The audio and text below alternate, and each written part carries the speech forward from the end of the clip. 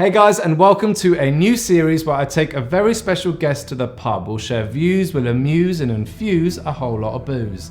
And because of the times we're in, I thought I'd bring the pub here. And now all I need is a guest. Hello mate, fancy the pub? No? Cheeky drink down the pub, mate? No? Come on man, you always see your kids. Hello? No, I'm pretty busy as well, to be honest, mate. Chock-a-block, you know? Come on. Jen, fancy the pub? Yeah, I fancy the pub. Yeah.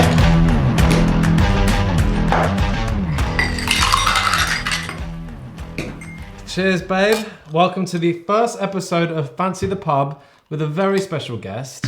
Is Jennifer. I thought I'd bring her on as my first guest, and today we wanted to talk about mainly relationships. Mm-hmm.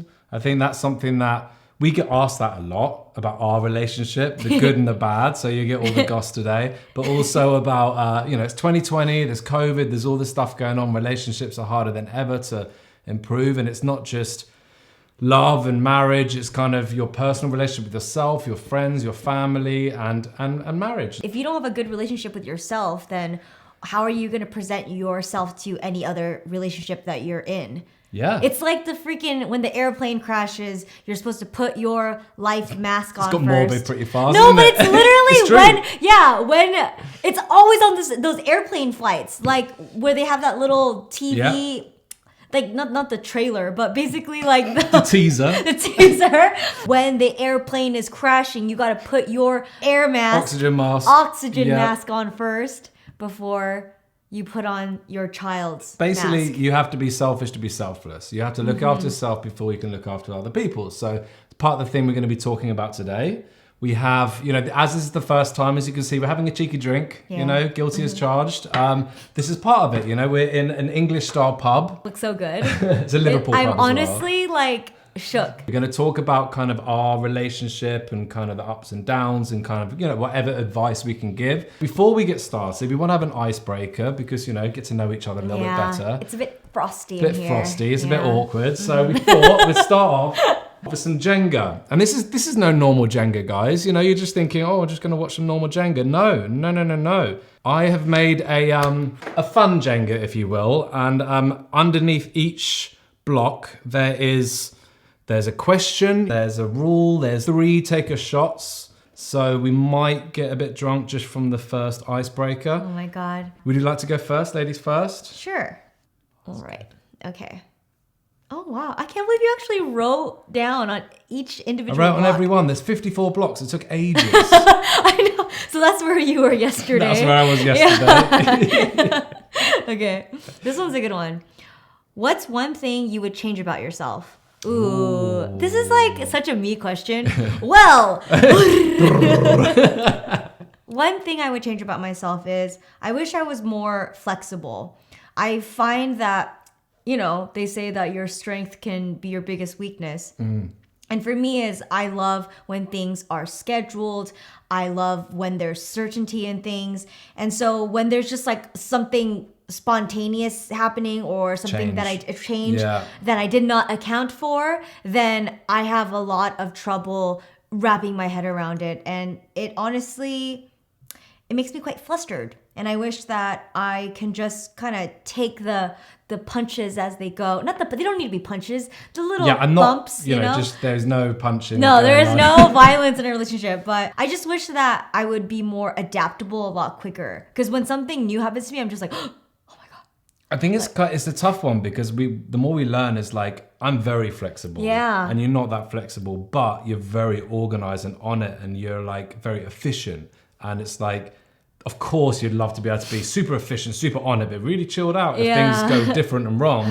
But it's another thing, going back to relationships, something that we're both learning to our strengths, because I'm good at adapting and being present and okay with the moment, but I'm not as like efficient and just get this stuff done. I'm not as good as you are finishing tasks and things like that.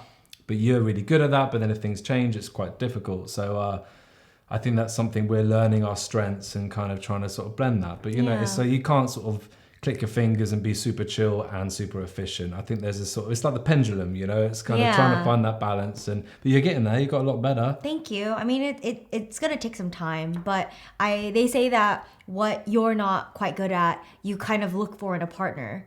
And it. so it's one of the, I mean, it's not the only thing, but it's like, it's a huge factor of why we work so well together, is because you kind of like balance my structure and rigidity, and I have like your fluid and openness. What was your first impression of the other person?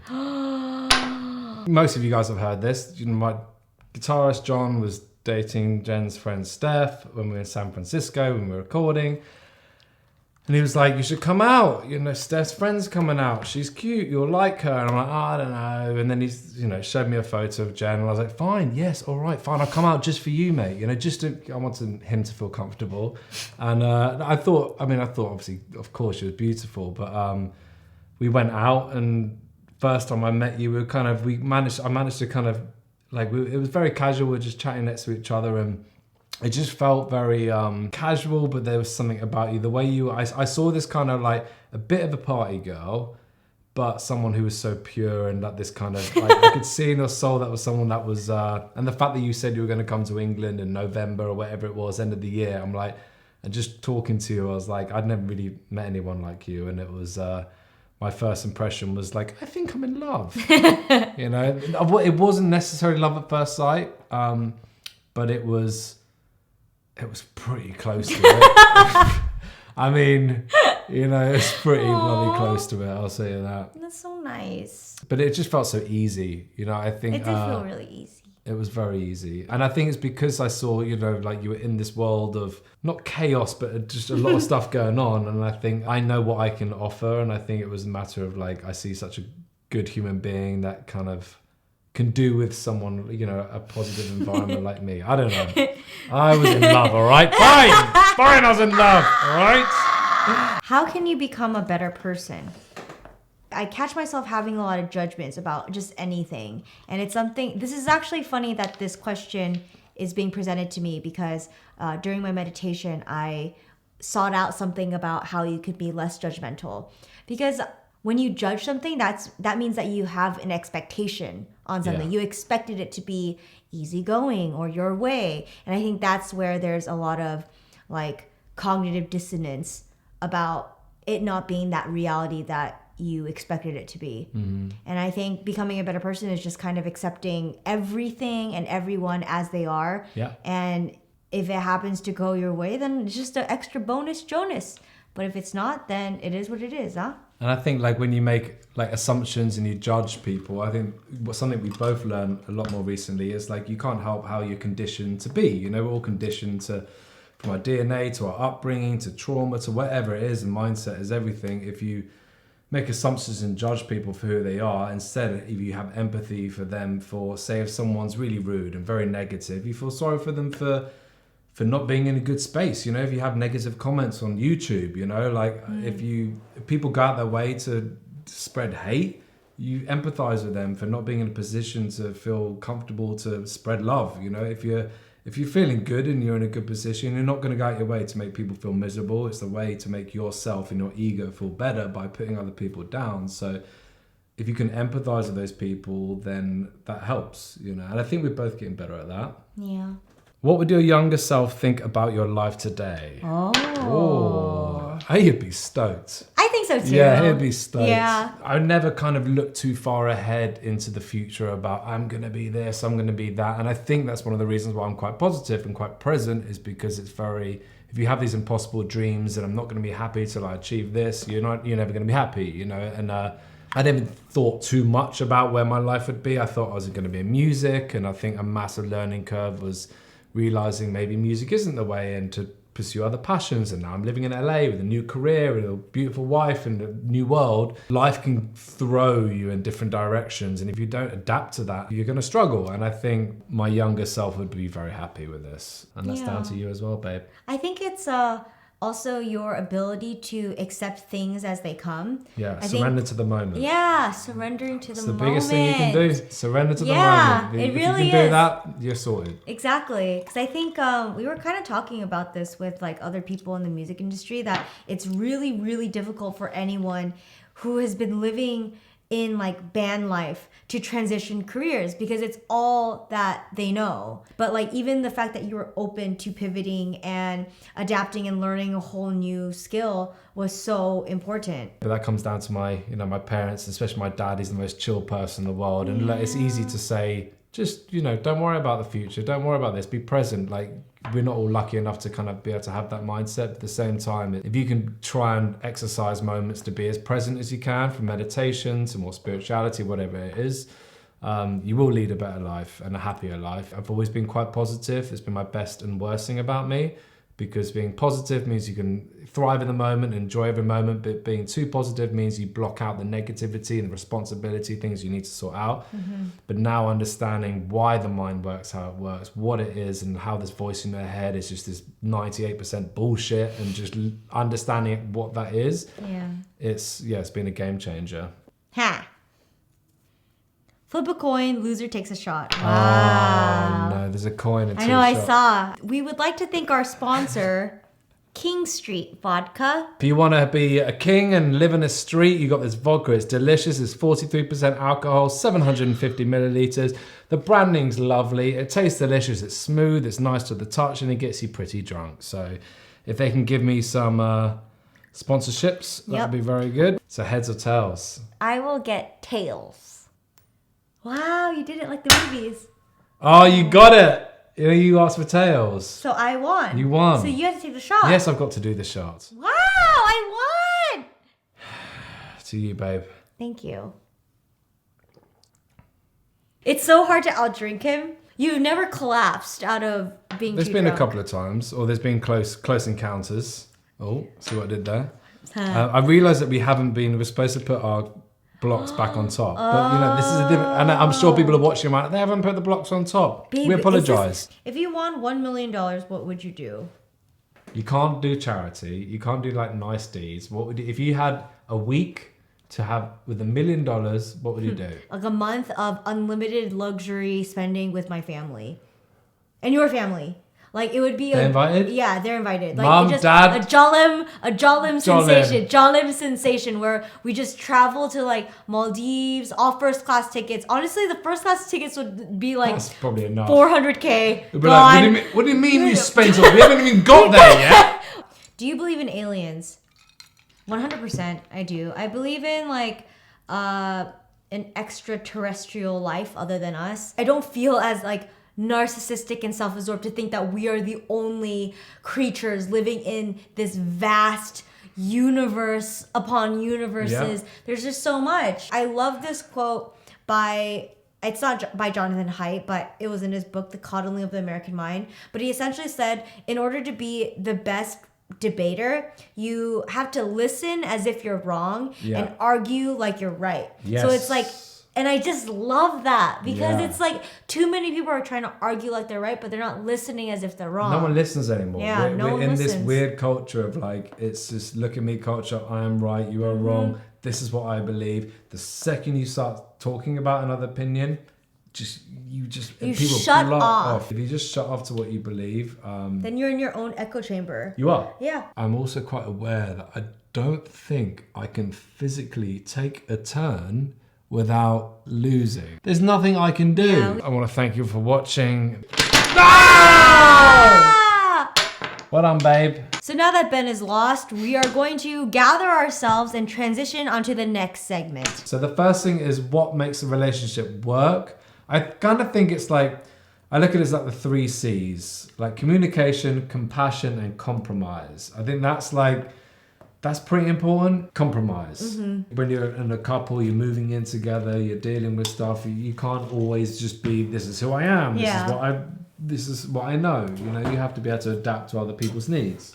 Compassion is like having empathy and understanding. Like we get so wrapped up in like, this is what I think, this is what I believe, that you're not understanding from someone else's perspective. So communication, this is the most common problem that most relationships have when they don't communicate. Like these little things build up. It could be anything from the dishwasher to the cleaning to whatever it is. You build up and you have this big argument over something that does not. I can see so many people right now like, yep, that's us. If you don't communicate those kind of feelings and what you want in a calm manner, in the right timing, you're going to be screwed, because otherwise it's going to be fire against fire. You're going to be arguing. So it's getting a point across of what you want, but in the right way, so it doesn't feel like you're telling someone what to do. Yeah, like you're not being like accusatory.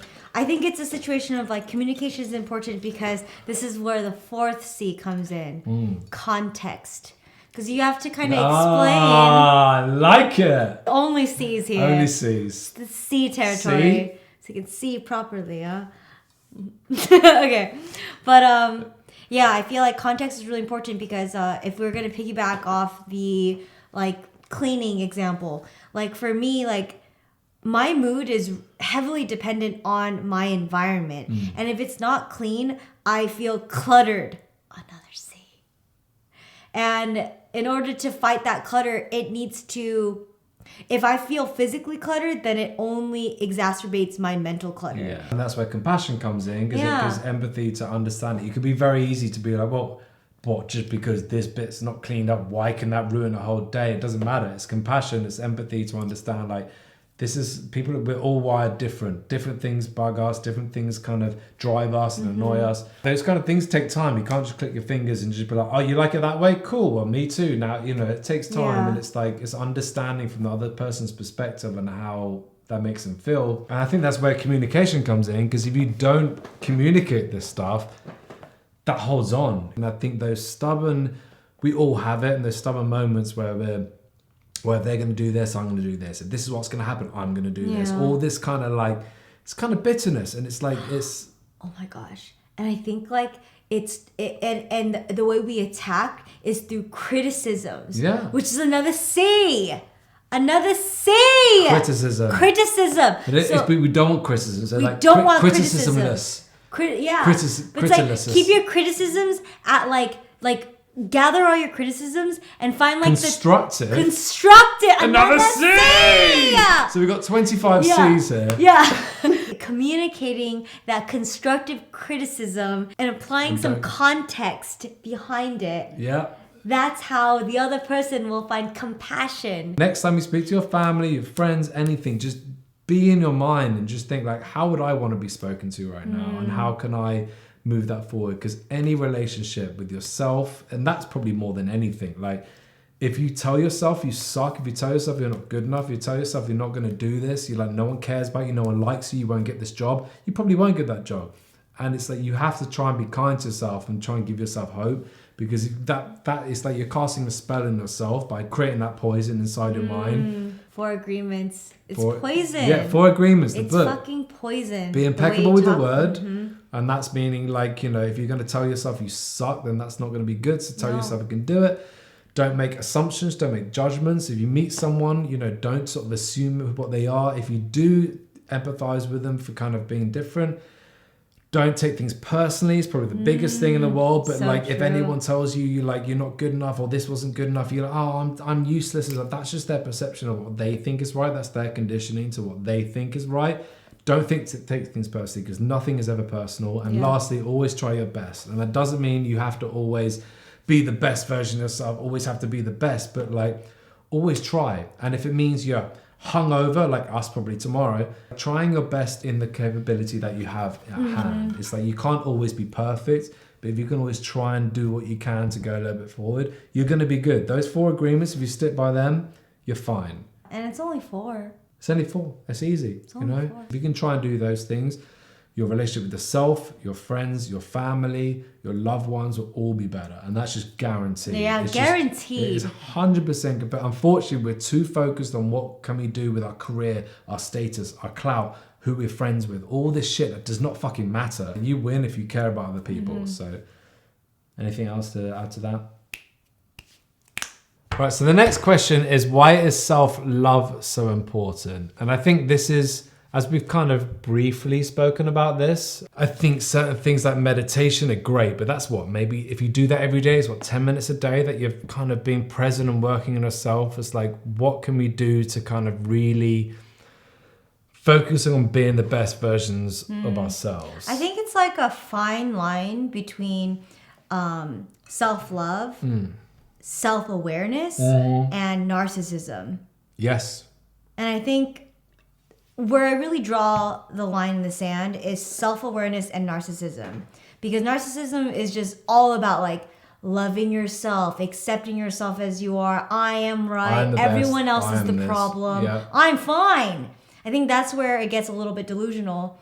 So I think with self-awareness is realizing where you lack and the things that you want to work on, but also being compassionate with being like, yeah, I'm not so great at this. And it's going to take some time to like rewire these old patterns of thought to be the best version of yourself. And I feel like RuPaul said it best. If you can't love yourself, how the hell are you going to love somebody else? Because it's true. Like I feel like even if I'm going to project the feelings that I have with our relationship, I feel like we're always great when I'm feeling good about myself, where I am treating myself with compassion. Because if we kind of zoom back, our relationship was struggling the most was when like we were both kind of like lost with what direction we were in. In 2019, I feel like that was when our relationship was challenged the most because like I wasn't the most compassionate with myself. I was kind of, I was escapism. I was just escaping. I was just anything that was like a cheap way to like get that dopamine hit. I was there, whether it was like drinking, partying, going out, meeting new people. Like it was just a fast, disposable way for me to feel stimulated. And I wasn't feeling really connected with myself. A big thing for me and Jen is like learning our strengths and how to bring the best out of each other in those. And it's like, you know, as a couple, we're both organized, efficient, but we're also caring and like selfless. And if you can kind of bring the best out of each other and learn to bring the best out of each other, you're unstoppable. And this year we're kind of like figuring that out, right? I think so. I think like in order to grow, like you have to find a partner that like in a way challenges you in some... See?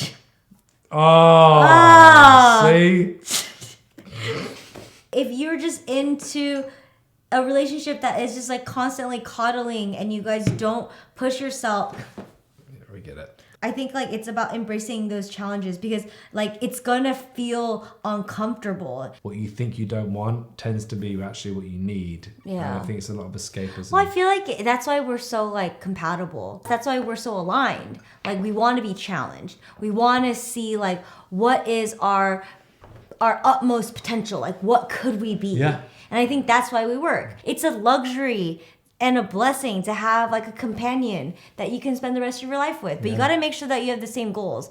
But if you are a type of person who doesn't want to be challenged and wants to just live like a very like a life that is like that, then fucking go for that too. Just find someone that's completely aligned. So now we're going to move on to a pub quiz where people ask questions for us to answer. And the first question is from Becca Ali. Has the pandemic affected your relationship together in any way? Yeah, it has. But for the better, right? Yeah. Like this has been the best we've been. It's given us time to create like some healthy routine in our life to make sure that all the basics and the foundations of our relationships are covered. And I've fucking loved it. I fucking love it now. It's put our values underneath a microscope. And thank God that we're aligned. And I think it's like, I know it's not like what everyone wants to hear sometimes because this pandemic has added a lot of stress to a lot of relationships. And I get that. We live these lives that are quite full on that. It's been so overstimulating. Just so overstimulated. So, and it's actually like, it's weird because I kind of thought I didn't like routine. I've never known routine. This year has been the first time I've ever had routine in my life. And to start with, I kind of hated it. I was like, wait, I know what I'm doing tomorrow. I got a 6 p.m. walk. What the fuck? Like, but I like it now. It's a perfect example of like, we think we know who we are. This is who I am. I'm not like that. I'm not a routine person. And it's like, no, it's just not what we know, you know, and it's like, we can always adapt and learn and be open-minded to be like that. So next question, any tips on how to keep your mental health stable? So I'm reading this book called Leaders Eat Last, and they basically break down every type of chemical that is associated with your happiness. So it is endorphins, dopamine, serotonin, and oxytocin. For endorphins, in order to activate this chemical, there needs to be some sort of physical labor. So this is where like exercise really comes in handy. You don't need to be freaking lifting weights for 15 hours. It's just about getting your body moving for these endorphins to come in. This is where like the runner's high comes in, but just getting that thing of like you're getting your exercise in. Then you've got your dopamine, which means that you are completing tasks, you are finishing, you're feeling good about yourself because you've completed a cycle of something. So it makes you feel like, oh crap, like I'm making a difference in my life. And then we're going to move on to serotonin, this is where like you feel happiness within your community. This is where you feel connected. Like, are you feeling connected with your family? Are you feeling connected to your friends? Are you doing good deeds for others? That's where that chemical is released. And lastly, there's oxytocin. And this is where like deep, long forms of trust and love come in. Like, are you showing up for your family, your friends, your relationships? Like if you are in a relationship, like are you connected to them? And like I've noticed that I'm happiest when all 4 of these chemical compounds are in my brain and are there. And I noticed that when something is lacking, that's when I don't feel the best about myself. I know it's like I've broken it down to like a molecular level, but like at the end of the day, we are all just chemicals. And like if something is lacking, you can be your own pharmacist by creating an environment that will induce that chemical. So when you're feeling bad, just be like, have I ran today?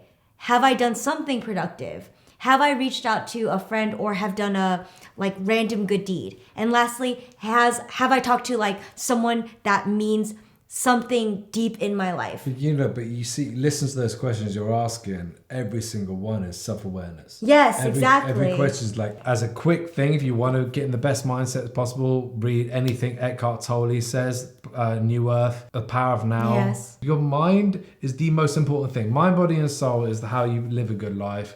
And if you're not in control of your mind, then what is the point?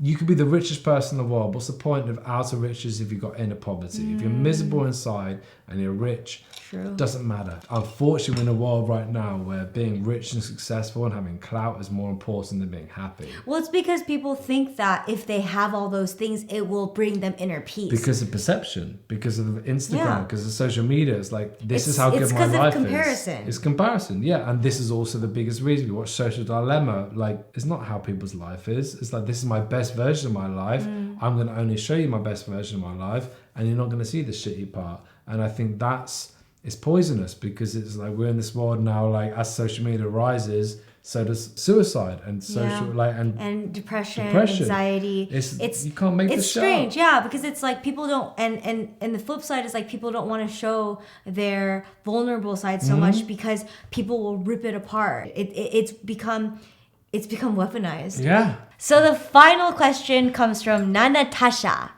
Do you miss touring in a band? I like this question because it involves you being in another relationship, which was a band. It was a band relationship. Things I miss more than anything, those moments you play on stage. Nothing will ever beat that high of playing in front of thousands of people, doing what you love and having people sing your lyrics back. Like nothing will ever beat those moments. And you were there. Like some of our shows. I was. You were there, like having a little rock out. Gloucester, Reading Festival, you were there. Leeds. Can I just, as well, almost one of the most embarrassing moments was when Jane came to see us at Reading Festival. We played the main stage. I was trying to act it all cool. But then afterwards, like Jen wanted to go on this like swingy chair thing. And I was like, yeah, sure. And she was filming it. First time I was on like her vlogs. And we drank some alcohol that day because, as you can see, English.